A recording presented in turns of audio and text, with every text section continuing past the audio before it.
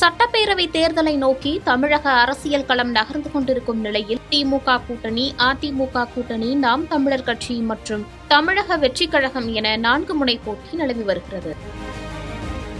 தேர்தலுக்கு இன்னும் சில மாதங்களே உள்ள நிலையில் திமுக மற்றும் அதிமுக ஆகிய கட்சிகள் ஓரளவிற்கு கூட்டணியை உறுதி செய்துவிட்டன. நாம் தமிழர் கட்சி வழக்கம் போல் தனித்து தேர்தலை சந்திப்பதாக அறிவித்துவிட்டது. ஆனால் தவேக ஆட்சி அதிகாரத்தில் பங்கு என கூறியும் எந்த கட்சிகளும் இன்னும் கூட்டணிக்கு வரவில்லை. இந்த சூழலில்தான் கடந்த ஜனவரி மாதமே நடந்த மாநில மாநாட்டில் எந்த கட்சியுடன் கூட்டணி வைக்கிறோம் என்பதை தெரிவிப்பதாக தேமுதிக பொதுச் செயலாளர் பிரேமலதா விஜயகாந்த் அறிவித்திருந்த நிலையில் மாநாட்டில் கூட்டணி குறித்து அறிவிக்க. எனவே நாமும் தெளிவாக சிந்திச்சு டைம் எடுத்து இவ்வளவு நாள் வெயிட் பண்ணிட்டோம். தெளிவா சிந்திச்சு ஒரு மகத்தான கூட்டணியை உங்கள் ஒப்புதலுடன்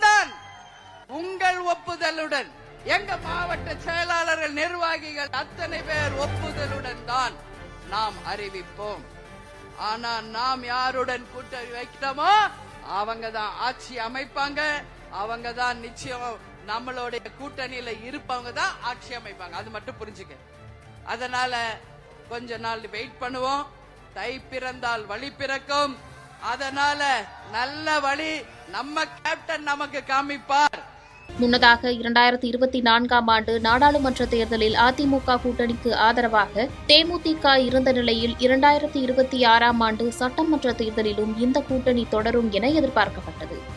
ஆனால் அதிமுக சொன்னபடியே ராஜ்யசபா சீட் கொடுக்கவில்லை என்று கூறி கூட்டணி உறுதிப்பாட்டை தேமுதிக அளிக்கவில்லை.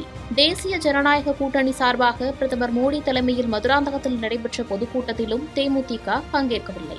அதே நேரத்தில் திமுகவுடன் கூட்டணி குறித்தான பேச்சுவார்த்தையில் ஈடுபட்டு வருவதாகவும் சொல்லப்பட்டது.